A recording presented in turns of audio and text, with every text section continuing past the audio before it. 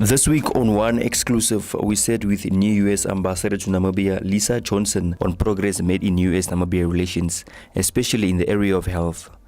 One of the main challenges facing the health sector of Namibia is the decentralization of HIV services across the country. But current support from U.S. programs like the U.S. President's Emergency Plan for AIDS Relief or Pepfar to prevent HIV among youth is having an impact in boosting community health. Ambassador Johnson will also shed light on other areas of cooperation, such as wildlife conservation, trade, and the group of Peace Corps volunteers that will venture into communities offering technical assistance for a period of 2 years.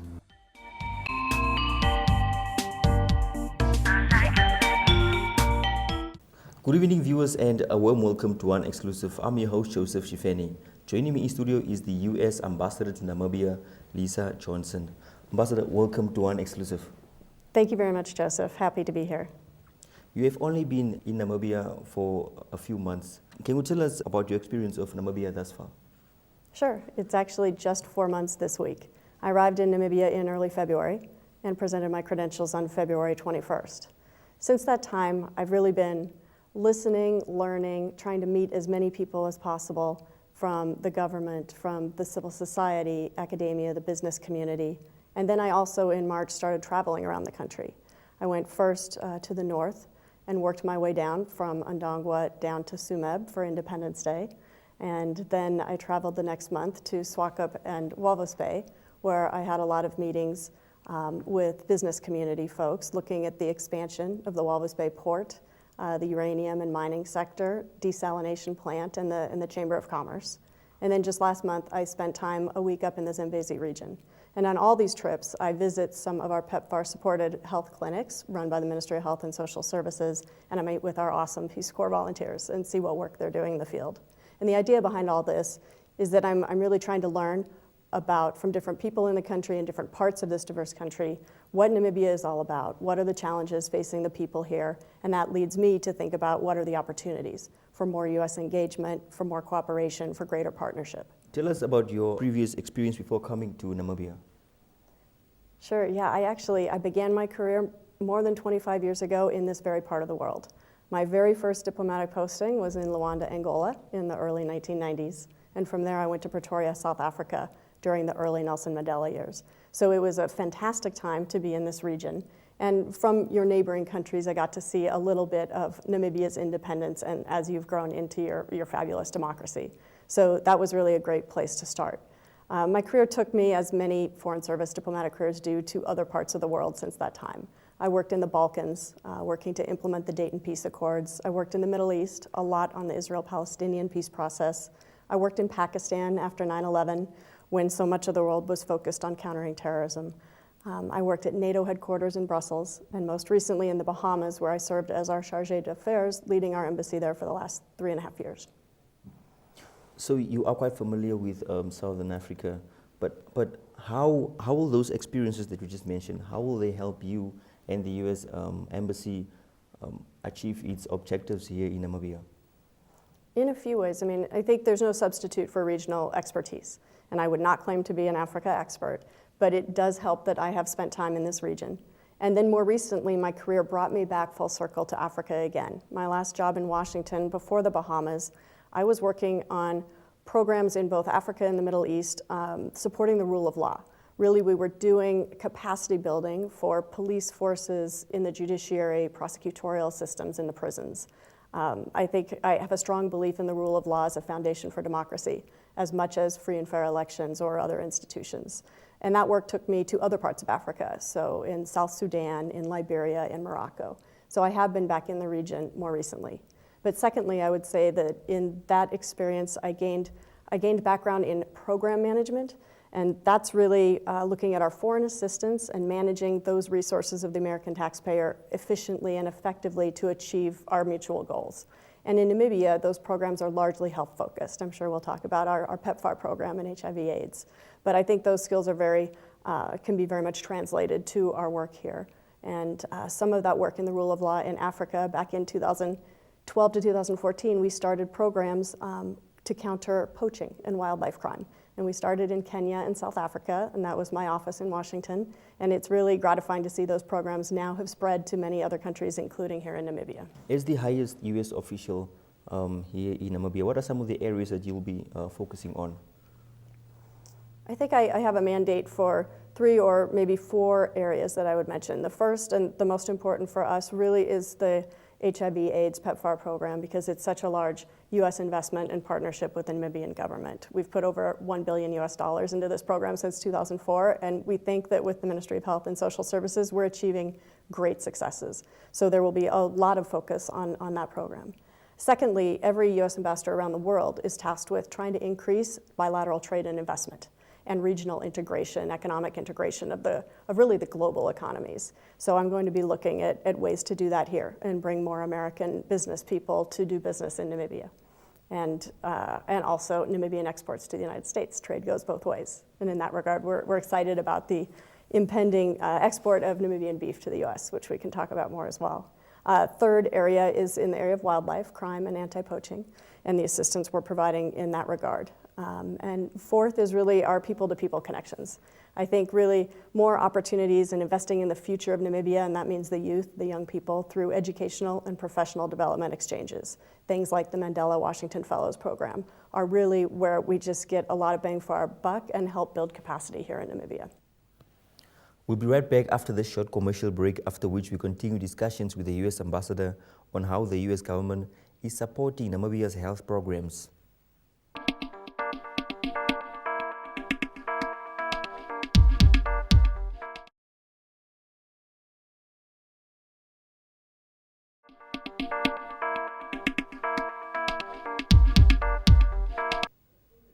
Welcome back. For those who have just joined us, you are watching One Exclusive here on One Africa Television. I'm still joined in studio by the U.S. Ambassador to Namibia, Lisa Johnson.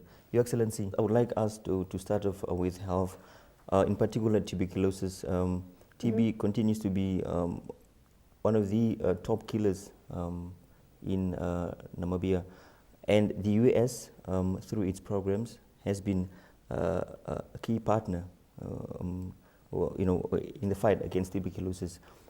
Can you share with us, some of the progress being made in this regard? Oh, quite a lot, actually. TB, as you mentioned, it is one of the biggest killers worldwide. And Namibia it's a top 10 country in terms of the number of people infected with TB. So it's something we really focus on quite a bit here. And for HIV positive people, almost 40% are co-infected with TB. And TB is an airborne disease, so it's spread through different means than HIV/AIDS.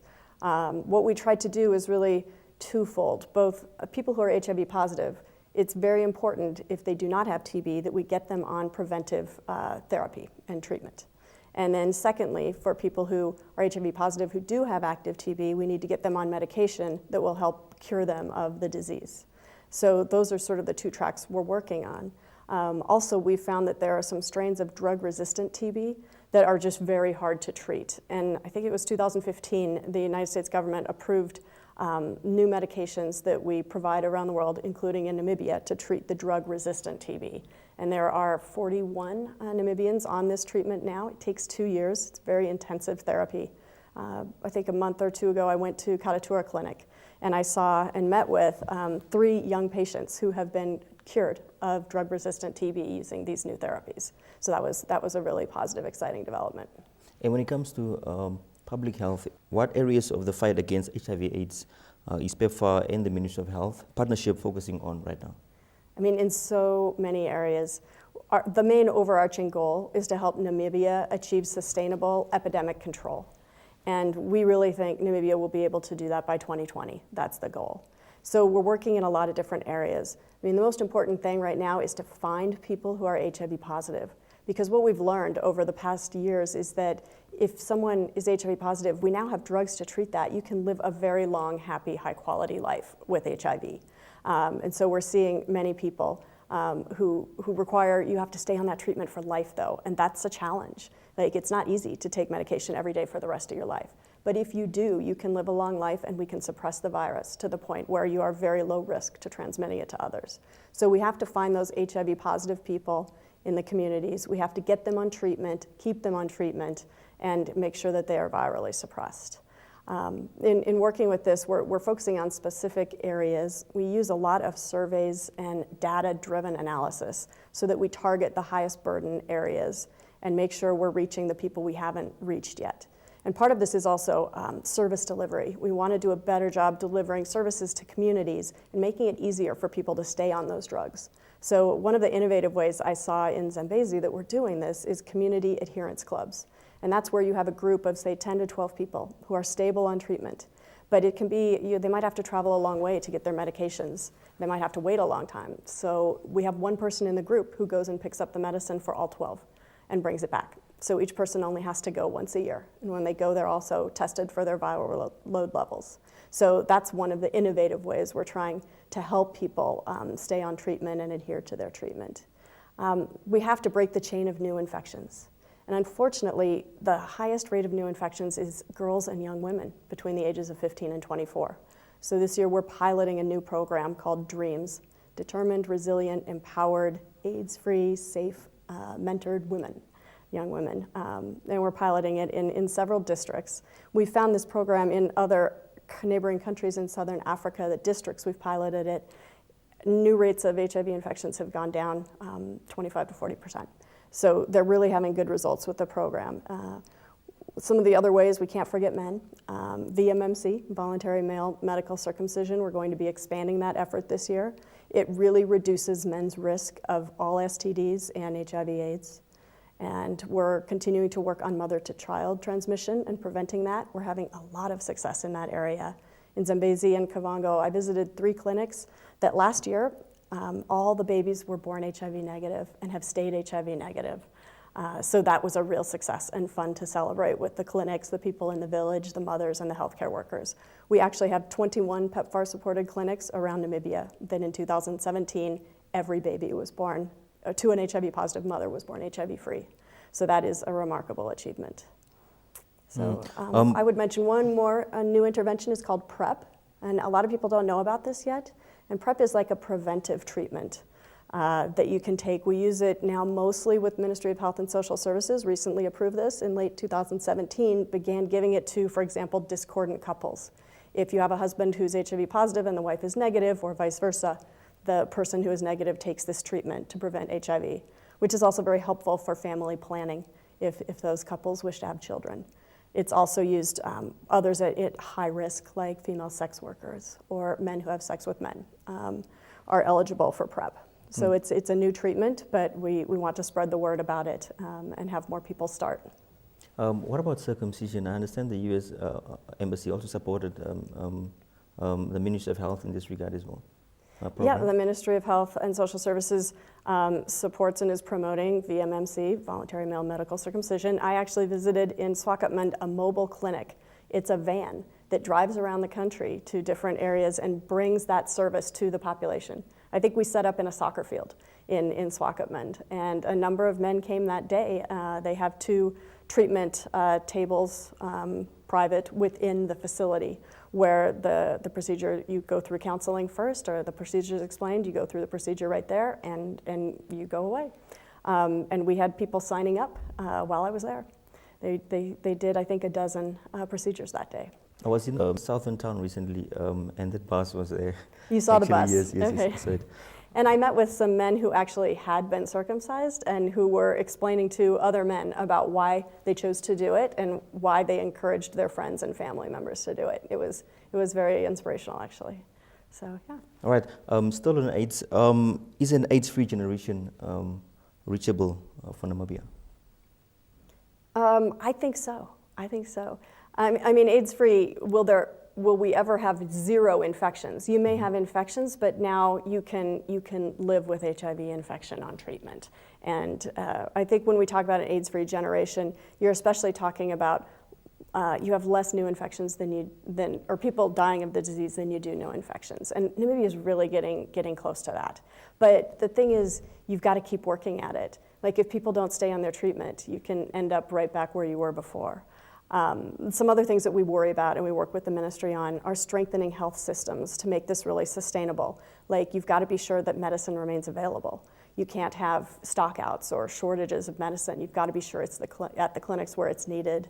And the same with healthcare workers. You've got to have doctors and nurses in clinics all around the country. And so we're really helping to train and mentor Namibians to be able to fill those roles and help serve the people. And the health workers I've met, the Namibians around the country, are so dedicated to their job. I mean, I've met people from right out of nursing school to people in their 80s who've been rehired, who just have the trust of the communities and really are doing a tremendous job.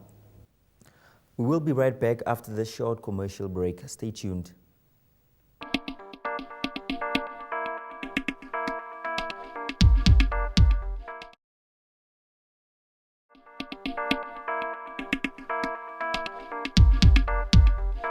Welcome back. You are watching One Exclusive. I'm still joined in studio by the U.S. Ambassador to Namibia, Lisa Johnson. Your Excellency, in 2016, Namibia became the first African country to become eligible to export beef to the U.S. How important are achievements such as that for U.S.-Namibia relations? I think it's a great achievement. First of all, it's fun to be the first at anything. Second of all, I've been enjoying the high quality Namibian beef. It's like nothing I've ever had, and I'm really excited to see that beef show up on American tables. And I know that Meatco is in talks now with several large US companies. They're really looking at niche markets to sell some of the highest quality cuts. And I know we're competing with others. I mean, the EU wants that beef, China wants that beef, but America wants that beef too. So I think it's great. It's going to help expand the business relationships between the US and Namibia, and I think there's a lot of potential for sort of spin-offs on that. And the other thing a lot of people don't know about the beef export is it qualifies under an AGOA export, which is the African Growth and Opportunity Act, which is something the US Congress passed to encourage more trade between African countries and the US. And it means beef goes to the US, it's duty-free. So it really is a great benefit. The list of duty-free products under AGOA is over 6,000. So we'd really like to see more Namibian exporters take advantage of that to export more products to the United States. And that's going to be one of my missions here. I mean, Namibia already exports beef to China. When are we going to see this actually happening?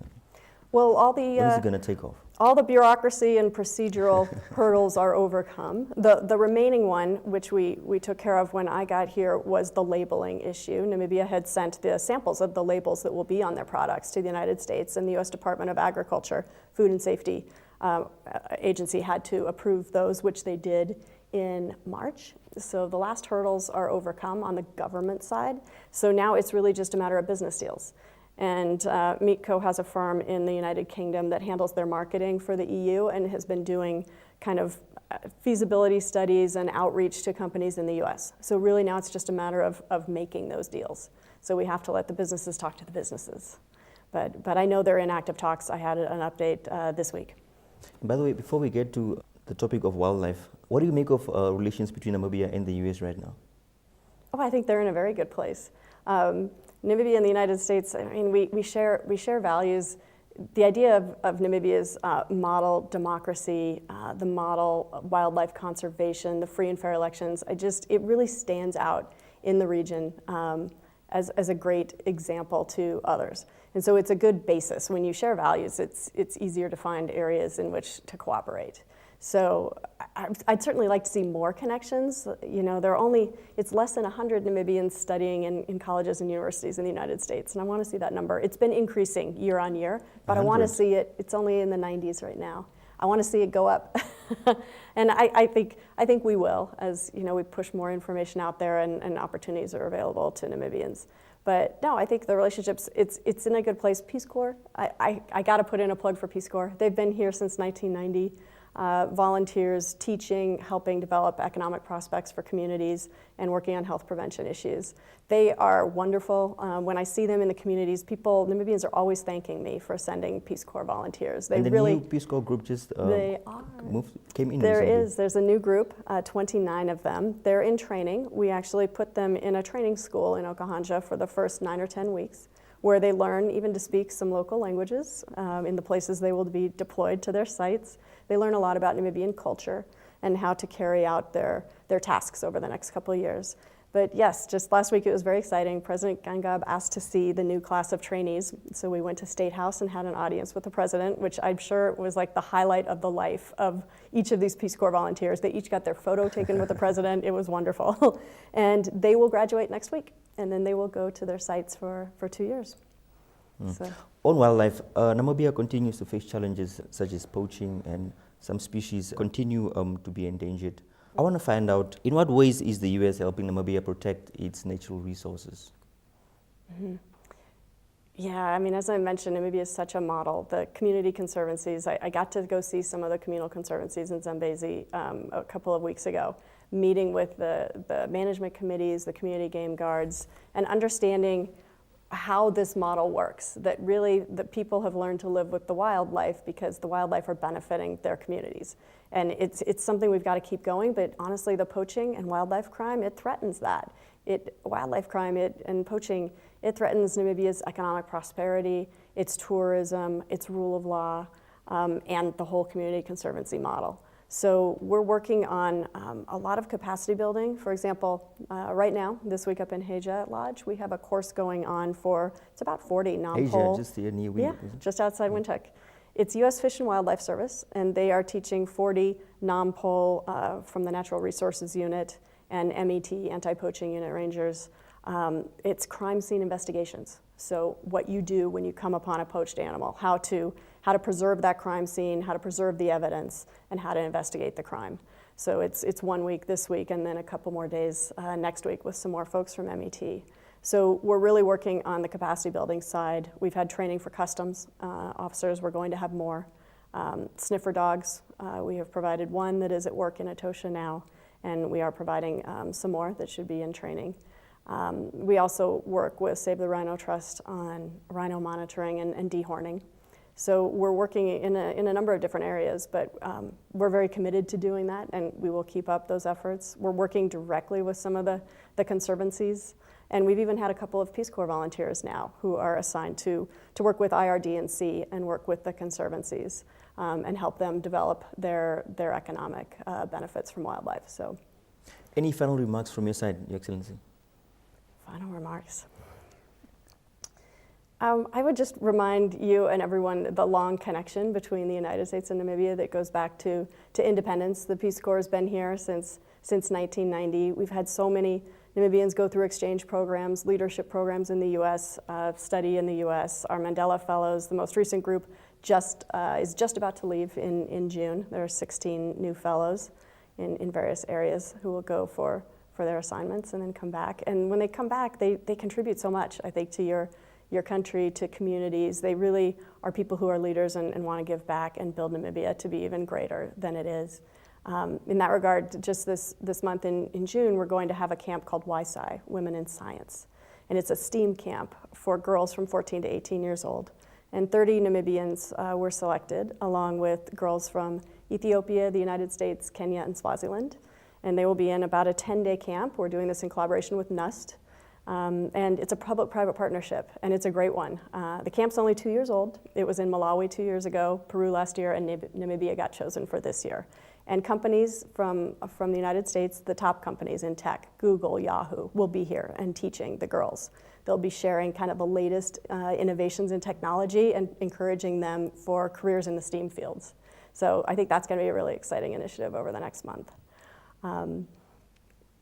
We're very committed, to the partnership. We're here for the long term. We're working on purchasing land to build a new, beautiful U.S. embassy that will be larger than the current one. It will be very green, energy efficient, low water use. It's going to be a model. And it's really going to be a symbol of our partnership. I mean, you're going to see us here for the long haul, working in partnership with the Ministry of Health and Social Services on health issues and HIV, AIDS, and TB. We're here to stay on wildlife, where we're not going to give up until the poachers go away. And the people-to-people exchanges and business ties will just continue to grow. It's on a great trajectory. So I think I'm here at an awesome time. I'm really happy to be here. Feels like my career's come full circle over the last 25 years. The new building, that's actually breaking news, I guess. Can you tell us more on the new? Not yet, because we haven't finalized the purchase. Okay. We're a long way down the road, but give us a few more weeks on that. We're just finalizing the purchase agreement now, and it requires some rezoning action because the land would be used for a different purpose. You have to change it from residential to be used for embassy. But it's progressing. Ambassador, thanks so much for your time. Thank you, Joseph. It was nice to be here. And with that, we've come to the end of the show. Thanks so much for watching. And until next time, from me, Joseph Sheefeni, it's goodbye.